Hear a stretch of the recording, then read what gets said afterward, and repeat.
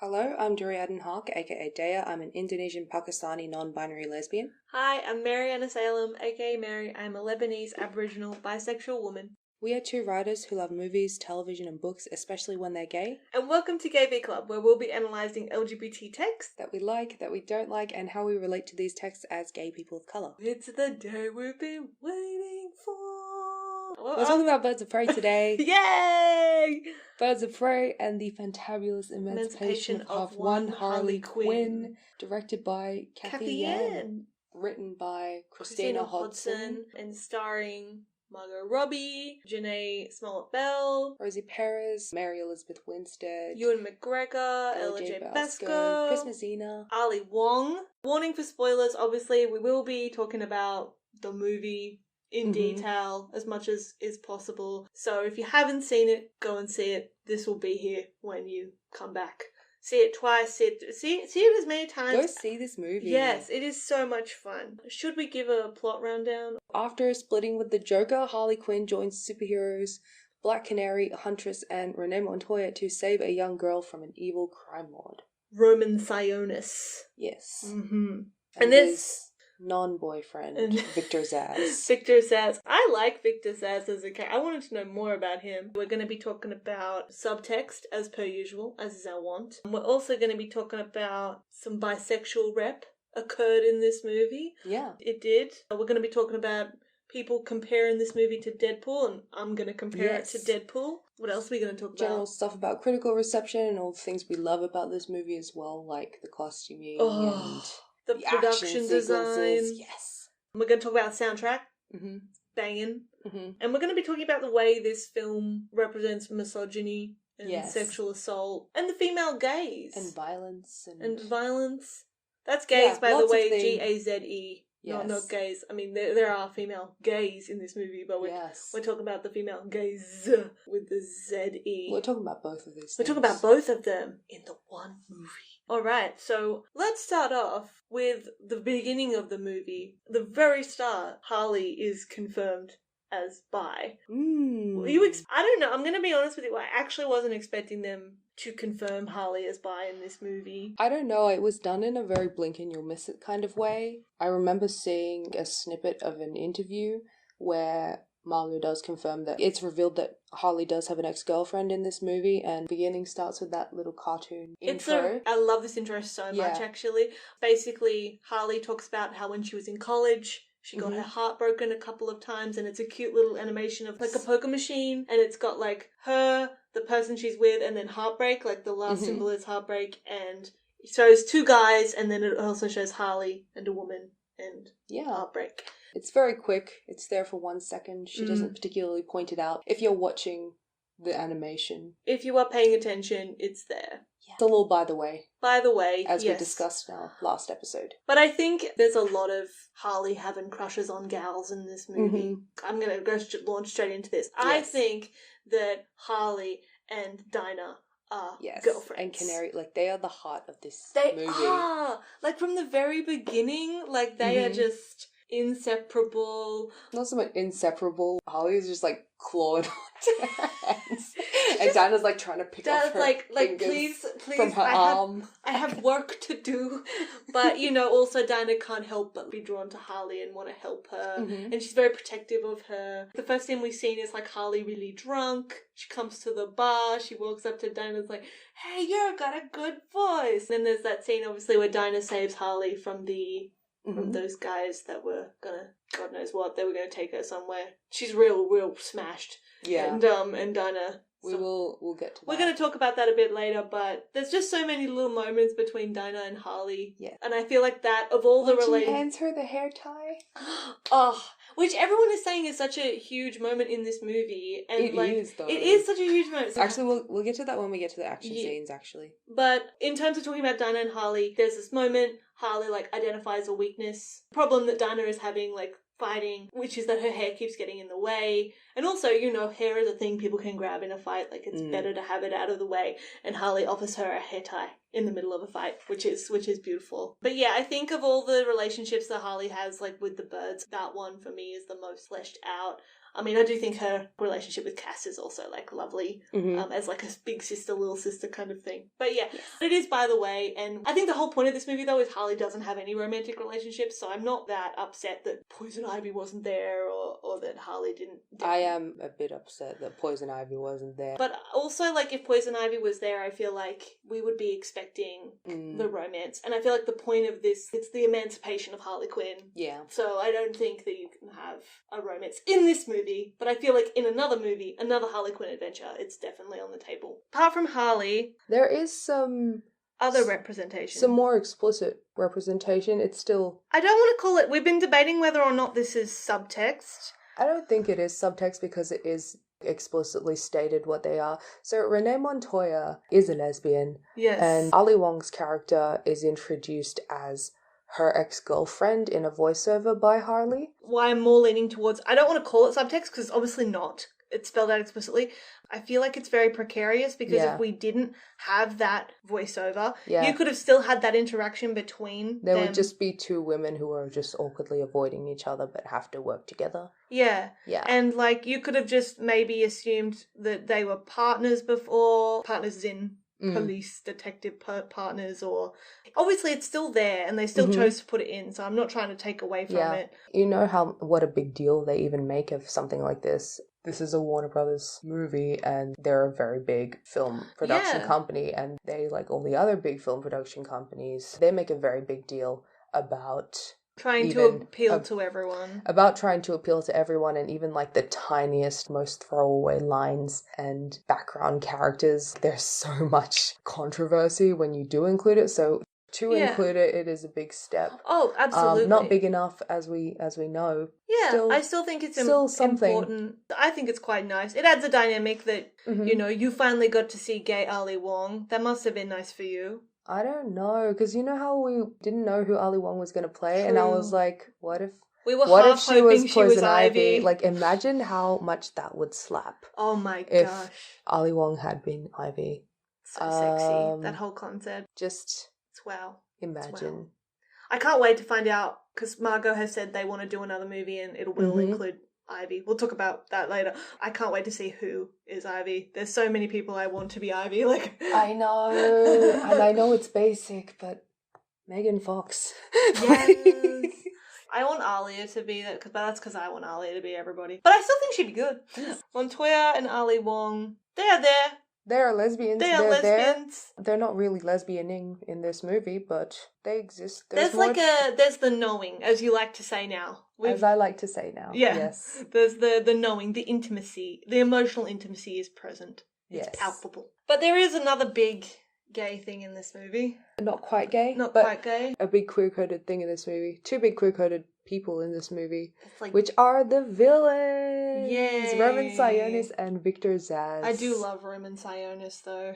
Like, as a villain, obviously. I don't love him, but, like, I love his villainy. I love me a good villain who I can hate. And Ewan McGregor is disgusting in this movie. I love seeing Ewan McGregor be a total bastard. I know.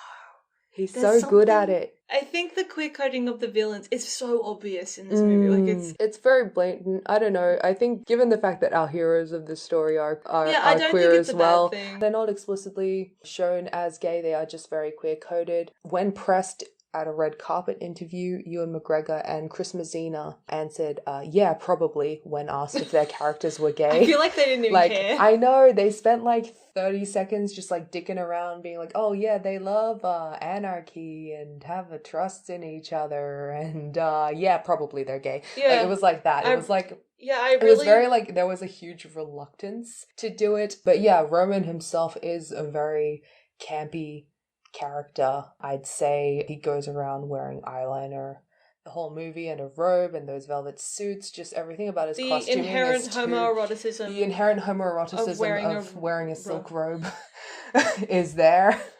Yes, oh my goodness. We'll talk about this more with the costumes, but I just love Roman Sionis and his looks. Yes. Even his pajamas are just excellent. He's a truly disgusting human, and yes, he is queer-coded, but it didn't bother me. I knew the girls would kill him, you know? I just knew they'd deal with that. But it is interesting to me, the only interest he shows in women. He doesn't really show interest romantically in anybody. He's a very unromantic... Because he is just very much a misogynist. Yeah. And I like that interview where Ewan McGregor said he's like, I'm very proud to be the head misogyner. The head misogyner.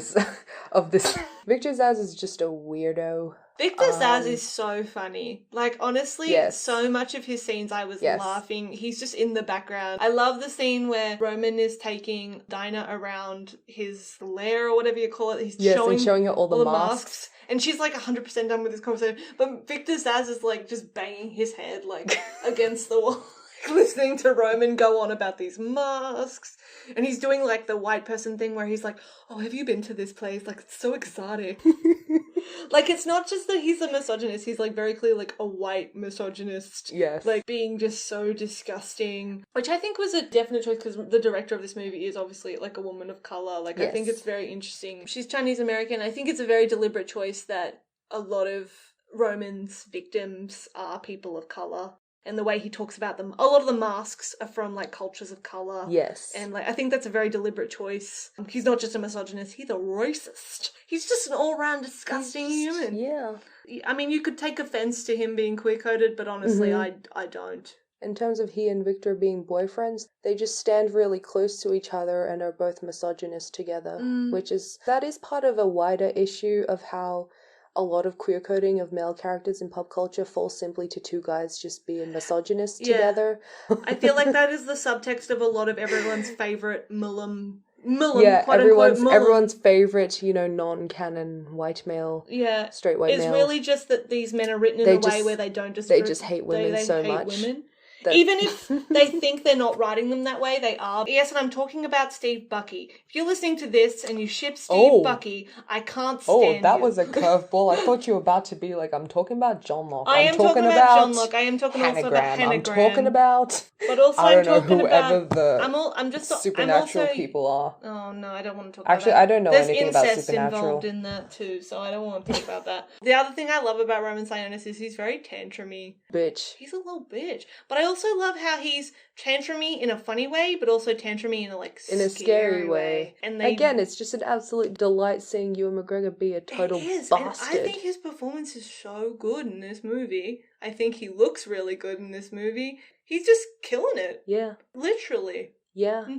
Love that for him. So ultimately, I'm not too upset about the queer coding. No. Obviously, it's not an excellent thing. No. I feel like there is sufficient queer representation in this movie, though. Sometimes gay people are villains, but they shouldn't always be the only villains. That's like the rub. It's like gay people like grow up loving all these villains because they are gay coded, but also like you know that it's inherently bad that they are being queer coded in this way, but also like you can't help but love them because you see a little bit of yourself in them.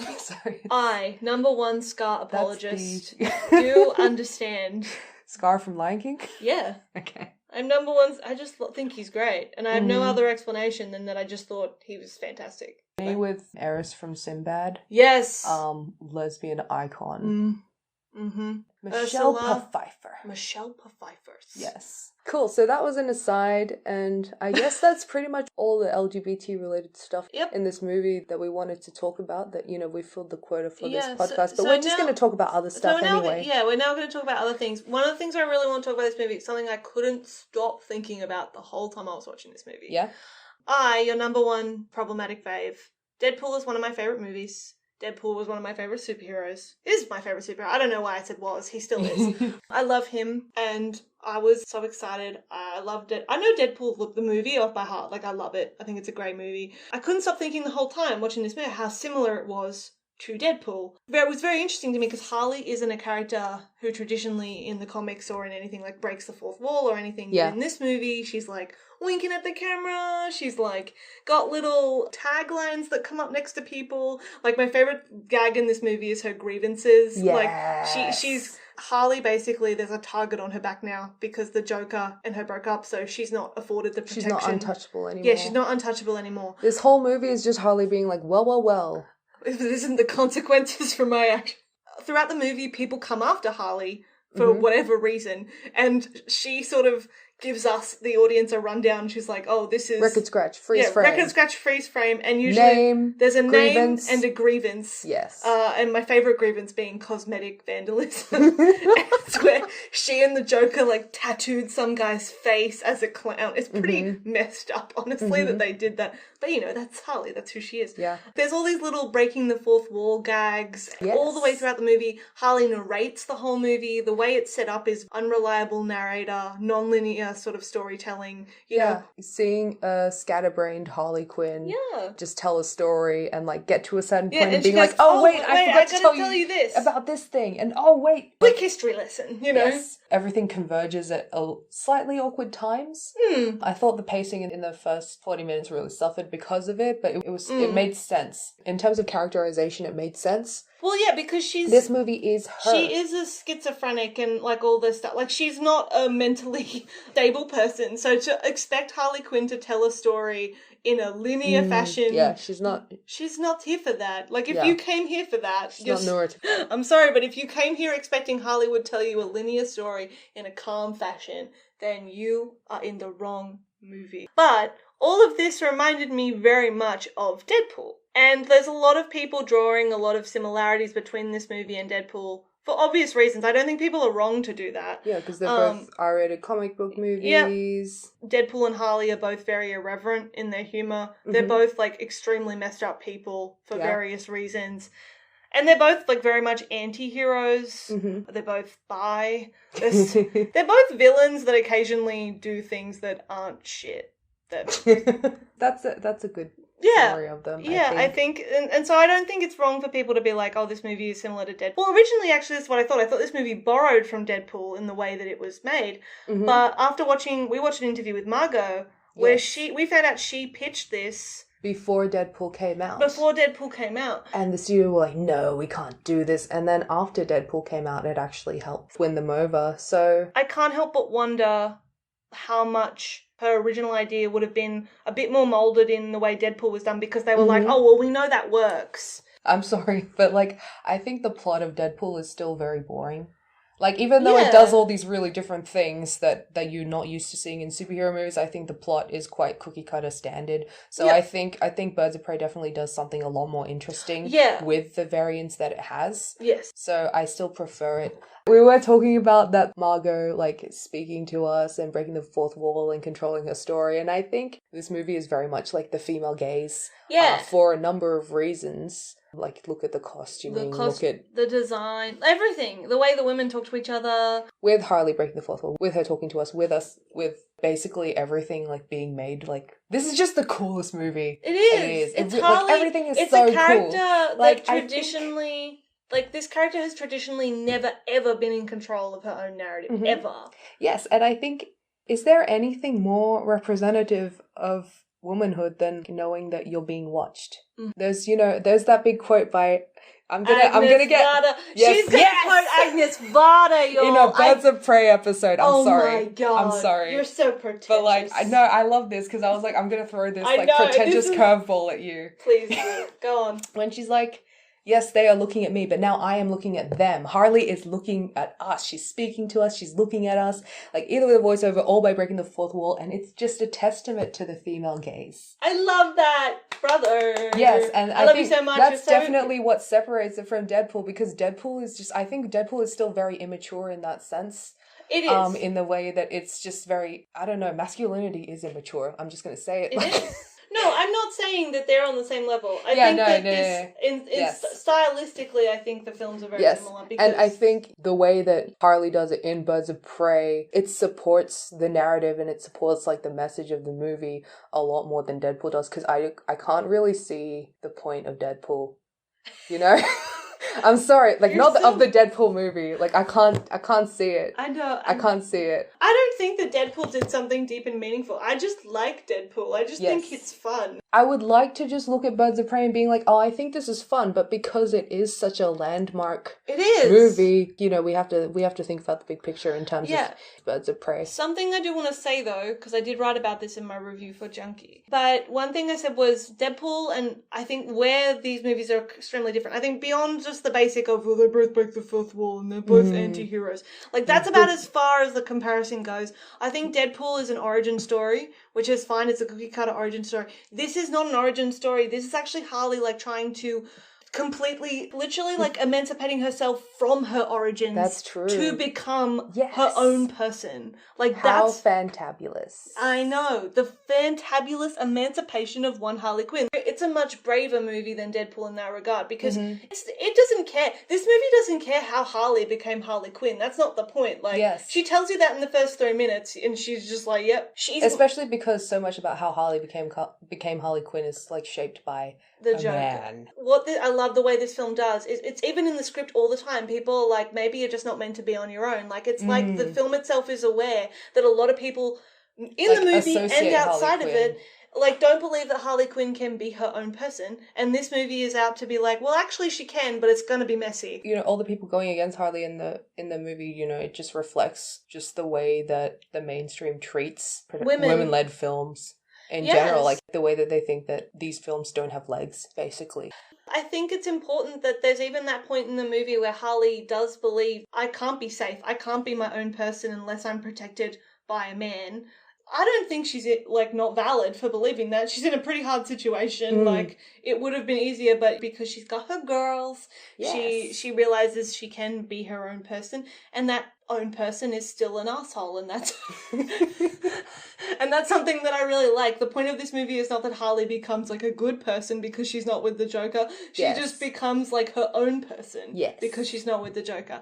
That's why it's a much more complex film than Deadpool. It's a much braver film than Deadpool. I think to just be like, oh, well, this is just Deadpool for girls is like a really invalidating statement for Birds of Prey. I don't think there's anything wrong with you going, this film reminded me of Deadpool, because obviously, you know, it is like Deadpool in a lot of ways. There are only 2 movies of this kind. Of course you're going to think of Deadpool. That's fine. Like, I also think it's interesting in the sense that Ryan Reynolds and Margot Robbie, like, they both produced these movies themselves. There's a clear passion in the way they made these projects. I don't think it's wrong for you to compare them, but I do think it's disingenuous to be like, oh, well, this film is just like a female Deadpool, because she's not a female Deadpool. That's the other thing. Deadpool is inhuman. Harley is very human, and that comes through in this movie. Like, she's very much like, she gets hurt. She is an absolute mess. She makes bad decisions. I think, you know, the R rating is great for this movie. Yeah. After it released and after it didn't do as well as people had hoped at the box office, even though it's really fucking hard to be, you know, a successful movie in February of all months. That's how you kill a movie. Yeah. Release it in February or March. And it's quite sad that actually Margot originally this was actually originally going to be released in Joker's slot, but then they switched it around. They switched it around because they decided they wanted to, ugliness. Yeah. And then fuck you, Todd and then Phillips. she was just like, I want to wait now because I'm not going to release my film at the same time as a Joker film. That's just stupid. I think the critical reception of this movie is crazy. I feel like even when it's positive, it's been condescending. It's been very condescending. Like, it has been widely accepted. Accepted is probably the best word. Yes. Like, I wish it was more celebrated. Like, I remember when Deadpool came out, everyone was like, this is the most brilliant thing I've ever seen. Yeah, no one talked about how fucking boring Deadpool was. I mean, it wasn't boring, but it wasn't boring. No one talked about how unsurprising Deadpool was. Yeah, it's still a basic origin story, but, you know, the way it was told was slightly different. But, like, everyone was like, this is the best thing I've ever seen in my life. Oh, my God. I know I was one of those people because, like, I was very excited. Yes, I know. I went all the way up to Newcastle. She did. To watch it with her for, like, a second time. And I was like, this is so good. And she was like, I had a good time. It was more fun seeing you enjoy yourself than... I can't help it. I love my Merc with a mouth. I remember when Deadpool came out, all the critical reception of it was through the roof. Like, everyone, critics, your neighbour down the street was like, this is the greatest movie ever made. And it's interesting. I wonder what the difference is. Birds of Prey comes out, and everyone's like, oh, well, I guess it's okay. Oh, yeah, this movie doesn't care about having continuity or making sense or, it's just fun. It's just a fun romp. This movie doesn't care about being oh my good. God. Yeah. What? This movie is unapologetically bad. Like, what do you... Die. If you say that, die. Like, I see excellent. I follow a lot. I don't know. In case I haven't mentioned on this podcast, I'm a huge video essay nerd. I watch video essays at the rate that most people probably do things that are more useful. But I love video essays, and a lot of the video essays I follow are men, unfortunately. And of course, when Birds of Prey came out, there were a lot of video essays about Birds of Prey. I truly have hated every single one of them I've seen. They're all so condescending. Even the video essayists who I usually am like, oh, these guys usually give a pretty balanced review of things, have been like, Harley is not the kind of person who can carry her own movie. Like, no wonder they had to include the other birds in here because there's no way Harley could have done it on her own. You know, or they'll just say, like, the birds were more interesting than Harley. Or, you know, there's also a weird, like, racial thing aspect to the way a lot of white men are criticizing this movie. Like, I've read a lot of reviews that will go, oh, Margot is great, Mary Elizabeth Winstead is great, and then they won't mention anybody else. Like, they'll mention Ewan McGregor, but they won't talk about Janae Smollett-Bell, they won't talk about Rosie Perez, who I think is, like, one of the best performances in the movie. I feel like there's a very condescending, because a lot of, critics are obviously white and male and straight. I think there's a lot of condescension and sexism and racial misogyny in the way this film is being reviewed. But you know what? It doesn't matter because it's the number one movie in the world. People are still seeing it. People are still having a good time. Yeah. And also I want to invite these male critics to just consider the fact... As of early February. That, shut up. This movie isn't for you. It's not for you. It's not about you. Like, and this is something that I really love about this movie, because I watch a lot of superhero films. Because I like superheroes. Who doesn't? I haven't seen Wonder Woman to this day because I hate Gal Gadot. But one thing I do know is that Wonder Woman, Captain Marvel, all the female superhero movies we've had in the past have actually really more been made for everyone or made for men. Yeah. This is the first... That's true. This is the first female, superhero movie I've seen that feels like it was made for women. Yes. It actually feels like it was made. And it's not, made for women by accident, like the way that Charlie's Angels and other movies have been. Yes. It's actually very deliberately... made for women. And I'd almost even argue, women of colour. Because you do have a woman of colour directing, you have a woman of colour writing this story. The majority of the cast are people of colour. Yeah. It's excellent. It's just excellent. It's just so wonderful. It just filled my heart with love watching this movie. You know, I judge movies very simply on how much love they put into my heart. Yes. And this movie just filled my heart with so much love. I just don't care about the critical reception of this movie, and I was never going to because I've just wanted to see Harley have her own movie for such a long time. I've been ready to just fight people since this movie was announced. Oh, so excited. But I don't think a lot of men are seeing this movie. I think it is mostly women seeing this movie. A lot of women are seeing this movie. Women are enjoying this movie and very much appreciating it. And I think that's what is more important to the cast and to the people that made this movie. Yeah. Yeah, just the way that these are superheroes in this movie, but it kind of deals with microaggressions and macroaggressions that a lot of women have to deal with. In particular, there are some people who aren't quite happy in the way that this movie depicts sexual assault. Not so much in the way it depicts sexual assault, but the fact that it does depict sexual assault as opposed to being an escapist kind of fantasy where sexual assault doesn't exist. But I think that is something that is important. Harley is a victim of abuse. I don't know if you can make a movie... So many of these women are victims of abuse in this story. Look at them. And victims of very racialized misogyny. Yes. And, I don't think you would be doing any of them a service to make a movie that was... To make this escapist fantasy where sexual assault doesn't exist. How do you make a movie about Harley Quinn and not acknowledge that she is an abuse victim and... Survivor and... how could you do that with any of these? It doesn't make sense. I do appreciate that a lot of women went into this movie thinking they weren't gonna, and were triggered, because there are some pretty intense scenes in this movie. Not like that you see women being raped or anything like that, but you do see the scene we were talking about earlier. Harley's in an alley. It's after a night where she's been partying a lot. She's absolutely smashed. Yes. And a guy has clearly like clocked her at the bar, and realized because she's broken up with the Joker, he can do whatever he wants to her, and is pulling her into a van. Canary does see this happen and rescue her. Meanwhile, Roman and Victor are watching from a window. They are just watching. Content, like they were content to let it happen, but also they were like, oh, hey, Dinah can fight. As well. Isn't that nifty? We can employ her as my driver. You get the impression they've seen things like that happen a million times before and not done anything. And I think that's like a very insidious scene where the point is not really that Dinah was there for Harley, but that no one, if Dinah hadn't been there, no one would have helped her. Or even just like the club scenes, that awful scene where Roman like orders that woman to stand up on a table and like cut off her dress. That's disgusting. And the way that like people are just watching. I don't really blame them so much. Yeah, obviously, you know, they're scared, scene. But it's... I mean, I do, but I don't, because Canary tries to... Even her just walking in that scene, like, it triggers like Roman to be like, no, you can't leave. Like, and she's so scared. The absolute control that men have over women in certain spaces is very much terrifying. Terrifying and very realistically portrayed in this movie. I think it is realistic to portray that even someone as cool, as amazing as Harley, would be a victim in this situation. Because that's a very real thing that happens to women. And I don't think it helps anyone really to be like, Harley is so fantastic that this could never happen to her. Like, how are you meant to relate to a character? That's why I think I don't like Captain Marvel. I don't like Wonder Woman really that much, or at least the way she's portrayed in those movies. In the way that they're so untouchable. It's like in BoJack Horseman when our fave Kelsey Jennings, who is like a character who is a lesbian film director, is trying to pitch a female superhero movie.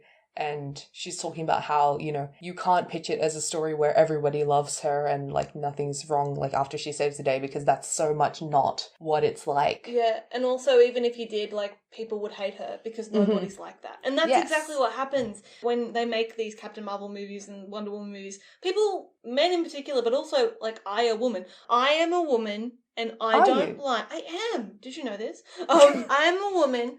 I don't like Captain Marvel as a movie. I don't like Wonder Woman as a movie because I think I can't relate to these people. I don't know them. Like in terms of escapism, I get it. I don't need that. No. That's why I think I actually love like a lot of YA, because the characters, like the women heroes in YA are so stupid. I'm like, as a dumbass, I relate to this. I think the way that it's portrayed in this movie is also, it's portrayed as bad. Like, it's not portrayed like... it's very much portrayed as bad. Like sexual assault. It's not gratuitous. Nope.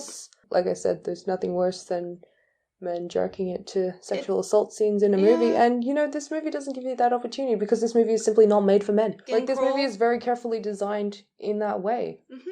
Very deliberately for women. I'm sorry to people out there who were triggered by these scenes. I understand. Like, keep yourself safe, obviously. Yeah. And I'm not trying to tell you that you can't be mad or you can't be upset by these scenes. In my personal opinion, I think the movie did a really good job at just remaining as realistic and respectful as possible in portraying that. Yeah. Which I think is the best you can hope for. Yeah. And something you can only get when you have so many women working on your film. Yes. But another thing I want to talk about is when you have so many women working on your film, the look of this film. And I'm just saying the look because it's everything about the look. It's absolutely the gorgeous. The costumes, the production design, the cinematography, everything about this movie is gorgeous. It's like a video game and I mean that in the best way. Yeah. It's deliberate, it's gorgeous, it's fun. I know we throw around that word a lot, but it really is fun. Like, it really is in fun, the style. and it's just so cool. It's so cool. Especially with the costuming, especially when you compare Harley's costume in Suicide Squad, which Margot has so many issues with it. I just hate it. And then you look at what Quinn, Erin Benack, the costume designer who I love, probably the most notable work that she's done is she did Ryan Gosling's Scorpion jacket in Drive, which is iconic. Everyone loves that. In every interview I've read of her, like, people are asking, like, hey, do you have any Scorpion jackets left? I want one. Yeah. I've only seen Drive once and I want one. I hate Drive, but I want that jacket. But yeah, Erin Van Ack, in like her entire body of work, she does so many fun things with color, with textures, with patterns, and this really comes together in Birds of Prey. Like, it's really nice to see a very specific project that lets her thrive so creatively. Everything is great, like Harley's jacket with all the tassels and the shredded caution tape and sequins and I love that sparkles jacket. and... The textures that are used, the materials that are used are like so interesting. I love that jacket with the pom-pommy caution tape because it's also, I didn't notice this in the trailers, but when I was in the theatre I noticed it's like clear plastic collared like a jacket. So it's like, it reminded me of kind of in Blade Runner. Like, oh yes, you know, when Zora is wearing that raincoat. Yeah, basically. the raincoat that's like a coat, but it's a raincoat. I also love that Harley is really shown only really wearing a variant on about 3 outfits, but it's very key, the variants, which I also think is realistic because we like women... the iconography. Women be wearing clothes more than once. And I love Harley's shorts. I love that she has that shirt that just says her name. I love the idea that Harley walks somewhere and goes, put my name on this shirt. Yes. All her outfits are so her. You know, that's what I love about this movie. It really feels like you're looking at the world through Harley Quinn's eyes. You're looking at Gotham the way Harley lives it and the way Harley sees it, which is colourful, crazy, lots of textures. You know, dare I say, like, I don't really want to use the term gritty because I feel like when we talk about superhero movies, the word gritty has certain connotations. It's edgy. Now. I think edgy is edgy as well. But this isn't the Bruce Wayne world of Batman. No, this is of Harley's Gotham that you world. see. This is Harley's world. This is very much on the ground. And you see that. She's like, and I love that. Like punk pink, you know? She's very like punk, but also like... Yes. This may be a weird thing to say, but I feel like a lot of superheroine movies, if you like, try to do this thing where they're like, oh, don't worry, our hero isn't girly, she's more masculine, she does like more masculine things. We have a strong female lead. Strong female woman who is a female woman, but don't worry, she's like strong and not feminine. What I love about Harley is that she is. And I like that about her. Like, she's very much like, ooh, we're having a sleepover. Ooh, like, she's very girly, like, her behaviour, and she doesn't shy away from that. And they don't shy away from letting her behave that way. Whereas a lot of female superheroes and female heroes are, like, very emotionless. And that's portrayed as a strength, and what I love about Harley is that she's very vulnerable, and that she's honest, unapologetic, as Margot likes, which I think is a good description of Harley. When she's happy, when she's sad, like I love that about Harley. I know a lot of people prefer their female heroes to not be very feminine, but I like that Harley has this nice balance, like where she's portrayed as strong, quote-unquote strong and capable, but that portrayal of being strong and capable is not, she's masculine, if that makes sense. Yes. Like, masculinity is not the equivalent to that. To strength for Harley. Yeah. It's just strength. Yes. And she's also herself, which I think is how we should be writing. There's strength in femininity. There is. As well. Yeah, strength in sharing a hair tie with your girls. Yeah, strength in having, I don't know, an impossible amount of time to make a shoe change and put on your roller skates in the middle of a fight. Which is literally the best. Oh my god. I love that. I love the fight scenes in this movie. The only media containing these characters which I've consumed before is actually the Injustice video games. I really love games like that, and I really love Injustice, particularly because you get to play as all these cool characters. And I love... Oh man, we should. And I really love, especially with Harley's fight choreography. Of course, I freaking love action movies, like real action movies, not superhero movies. And I love movies with good fight choreography. It was really fun, the particular color that all the fight choreography in this movie had, especially like the acrobatics involved and like incorporating so much of Harley's character. And quite a few of Harley's moves in this movie are actually like special combo attacks from the Injustice games.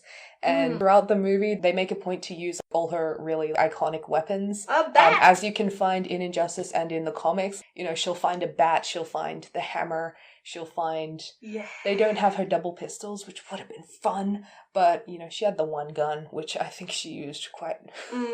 She even had her hyena maul someone to death, which is... Brucey! Which is the special move in Injustice 2. And I love that. We haven't talked about Brucey. Brucey is... my boy.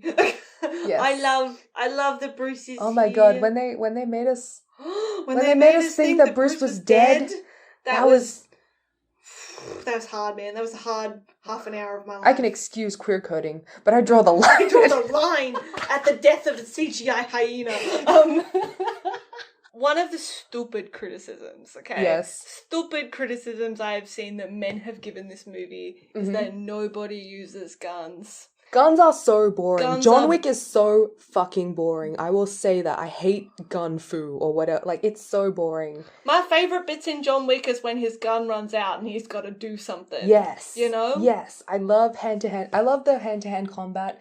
And also just, like, the sets of this movie by KK Barrett are just incredible. Especially, you know, like, with the Injustice background, like, all the environmentals surrounding them, especially in the theme park, the amusement park that they're in, like, just...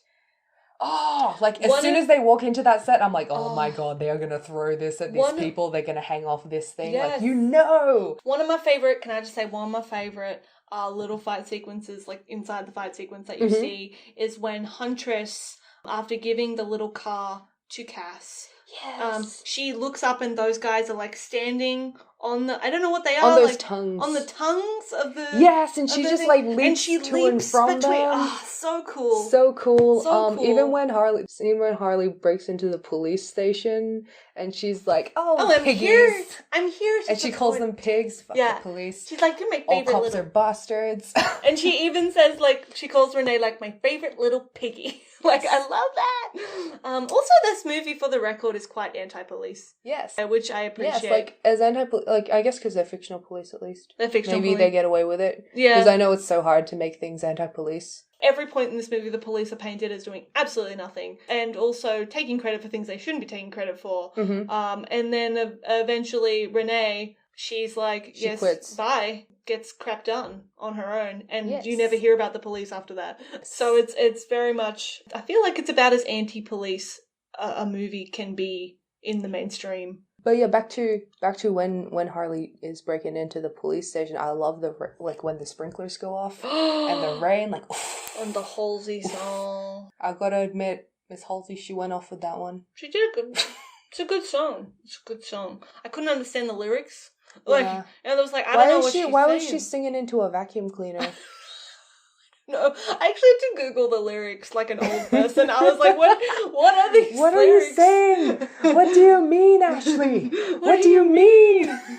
Action sequences are so deliberate. And they're so, like, very much, like, again, this is Harley's movie. This is the way Harley fights. Yes. This is the way people in her world fight. Like, the fact that she goes into a police station with a freaking huge-ass paint bazooka is, like, so her. Yes. I love this for her. I also just love even the chase scenes when she's being chased. Oh, my God, roller skating chase scenes. Oh my God, nice. Yes, there are a lot of really nice references, I feel, to pre-existing girl power movies. Like, for instance, Charlie's Angels with the use of Barracuda in the fight scene was amazing. Whip It with, you know, the roller literal derby. Whip It. Like, I love how many times she was like, whip me, whip me. Whip me. I was like, yes, I know what this means because of Whip It. Thank you, Drew Barrymore. I also read a lot of reviews that drew some interesting comparisons between it and Kill Bill. No. Kill Bill is very much like, say for instance, if the birds of prey all hated each other and were sleeping with, I don't know, them, all of them were sleeping with their male boss, that's what Kill Bill is. Oh, okay. Well, never mind so then. Fuck that. Birds of Prey knew who it was making, like, it itself for. Like, it wasn't making it for men at all, I feel like. We go on and on about this, but yeah, movies should be specific, and this is. This is, like, not a movie trying to be universal. It is not a movie trying to appeal to everyone. It is a movie pretty much made for women, I would argue, gay women, I would argue, for women of colour. I love that. I love that a movie did that, especially a movie that is mainstream, pretty relatively. Like, people are going to see Birds of Prey because it's Harley. You know, it's a superhero movie. Yeah. People are going to have a go with that. I know men that are going to see it. You know, not many, but I do know. Shout out to just my gays who are going to see it to see Ewan McGregor. No, love that. Love that for you guys. Go. I mean, congratulations to you guys for getting Bleach Blonde Christmas Xena. Like, I'm so happy for you. Yeah? Yeah. Oh, that's a thing. Okay. Personally, I would like to say, you know, in relation to the action scene, in relation to this soundtrack is crazy good. Yes. I do think it's missing Rico Nasty. But otherwise, they ticked all the boxes, I think. the gays were eating so well. You know, a lot of the women on the album, and it is an album that's all women. Yes. A lot of the women are like LGBT. Megan Thee Stallion. You have Sin. I love Sin. I love Sin. You have Doja Cat. You have Normani. I forget all their names. There's so many. Yeah. The Diamonds track is amazing. Boss Bitch grew on me. I didn't like it when it first came out, but like when I saw it in context in the movie especially, I was like, oh, this is... I love that Boss Bitch is very much like the new like Twitter fan cam song to use. You know, when people were using like the Beef Flow mix, especially after the Oscars, I love seeing all those edits people made with of Bong Joon-ho with Boss Bitch playing in the background. Like, yes. I love that like Jokes on You song, like by Charlotte Lawrence. That's really cool. I love the smile. Honestly, I just love the soundtrack. I love that they just really made an effort. The tone of this movie, like they really made an effort to establish like, this is our movie and this is what we're gonna do and this is specific. This is what we want it to be, and that's awesome. But one final thing I want to talk about is, as much as I adore this movie, and I do, with all my heart and soul love this movie, the whole time. The interesting thing about the Birds of Prey is that Harley is not a bird. She's not a bird. She's a Gotham City siren. And originally for a long time I thought this was going to be a Gotham City Sirens movie, because I was like, well, if you're going to make a Harley movie that's a girl gang movie, obviously you're going to make the Gotham City Sirens, right? Because that's her girls. Catwoman, Poison Ivy, that's them, the trio. So I was actually quite surprised when this was announced as a Birds of Prey movie. Not disappointed, but just surprised. And the whole time, as much as I loved it, I was like, this is not Harley's crew. And I mean, I do like the idea of Harley having like separate crews and building this up that is, as well. I like that. I don't not like this. Yeah, I mean, there is like the capitalist element, like where, you know, Harley is the character that people know. Like, they can do Gotham City Sirens further down the line, but they can also use Harley to set up something for Birds of Prey. I don't know if they want to do future things. I don't know if they will. I have no idea if they would. I don't know if they will. If they wanted to. I would love to see Janae again. I would. As Canary. I would, because you know, there are some unanswered questions. The fact, like, her canary power, like, is only used, you know, as a very last minute thing. I feel like because she doesn't use it very much, I feel like the more she uses it... Because she doesn't know who she is in this, really. But I feel like the more she uses it, the stronger she'll get, kind of thing. The reason she passes out when she uses it in the movie is because she doesn't use it a lot. But I feel like, you know, the more she uses it, like, the stronger she'll be. And I love Huntress. She's brilliant. I think, like, as a character, that's such a cool origin story. I was almost like, honestly, Huntress could get her own movie. I wouldn't be mad. Like, I'd totally watch the heck out of that. She really could. One thing that I couldn't stop thinking while watching the movie was that my fave, Gugumbata Raw, did read for Huntress. And I don't know, I kept, as much as I like Mary Elizabeth Winstead, like, I kept thinking about Gugu, like, if it was like, Gugu doing these things, and that was like, I was like dying. And you know, if only Gugu had, because now she's in that fucking Loki series from Disney Plus, and I'm so mad that it's alright, breathe. I have to purchase it legally from a shop. You're gonna have to purchase that very legally. Yeah, very legally. It's gonna be hard. But yes, I really desperately wanted this to be a Gotham City Sirens movie. I'm not going to hide that fact, because Catwoman, ladies and gentlemen, I have been a huge fan of Catwoman, and you know the reason I'm a huge fan of Catwoman is because Halle Berry played Catwoman in one of the greatest movies of all time. And I've been a fan of Catwoman since I saw that movie at the tender age of however old I was when that movie came out. I feel like it was one of my iconic dumbass gay things, how I would just be like, I just love the special features. I just love watching Halle Berry train for these fights.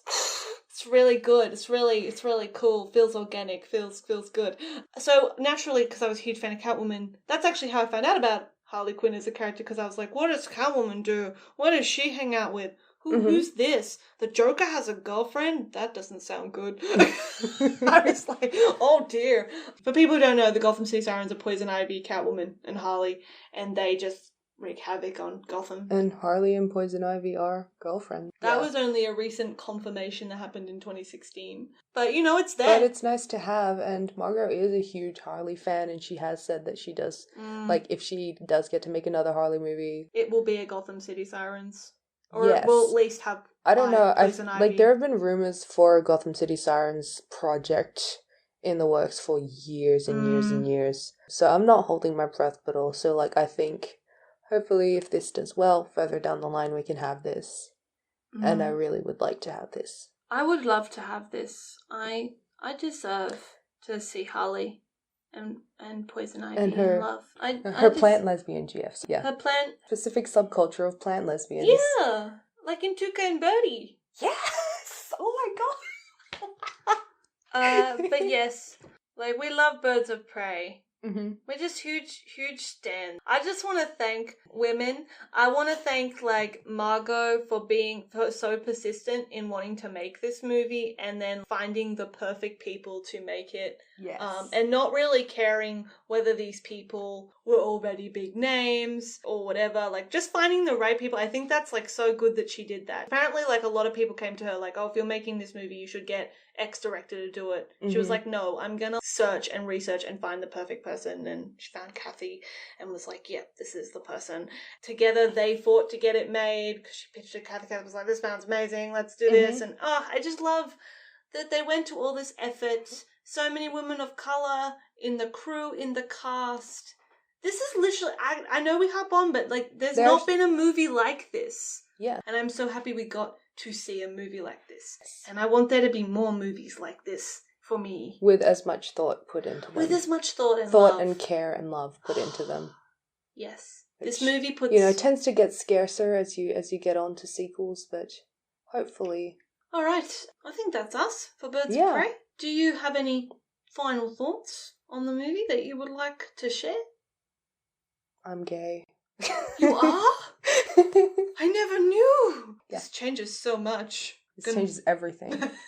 I'm just so happy. I got to see one of my favourite characters get a really great movie. And I'm so happy about that. And I've read that this version of Harley, is going to be the version of Harley that we see in The Suicide Squad. I'm not looking forward to that for several reasons, but that's a whole other episode. That's a whole other episode, but, I just love Margot as Harley, and I can't wait to see her again. Erin Banak, if you can hear me, please consider my hand in marriage so you can dress me for my whole life. That would be lovely. Thank you. I love this. Cathy Yan, if you're free on Thursday. Janae, please hang out with me when I'm free. Smaller Bell, if you're free on Thursday, we can get like hot chicken wings together and not be affected by them. Okay. All right. That is our Birds of Prey review. If you like us, please like, subscribe, rate, follow, leave a nice review on wherever you listen to podcasts. Our social media, Twitter and Instagram at GayV_club. The DMs are open, so let us know your thoughts or if there's anything you want us to talk about. Next episode, we're gonna talk about. It is the first in our ongoing Shakespeare series, and we will be talking about bit of a change of pace. Yes, but still very much about dames that are also seeking emancipation. Much Ado About Nothing. Woo! Before, if you want to prepare for some homework, you'll acquire legally from a shop the David Tennant, Catherine Tate version of Much Ado. Yeah. That is, I don't know if it's a National Theatre Live thing, but it's a thing. Go and find it. I think find that. It's on YouTube. Oh, cool. So, you can go and watch it there. I don't know, you can watch the Kenneth Branagh version because I'm going to rail against that version. I will talk about that version as well.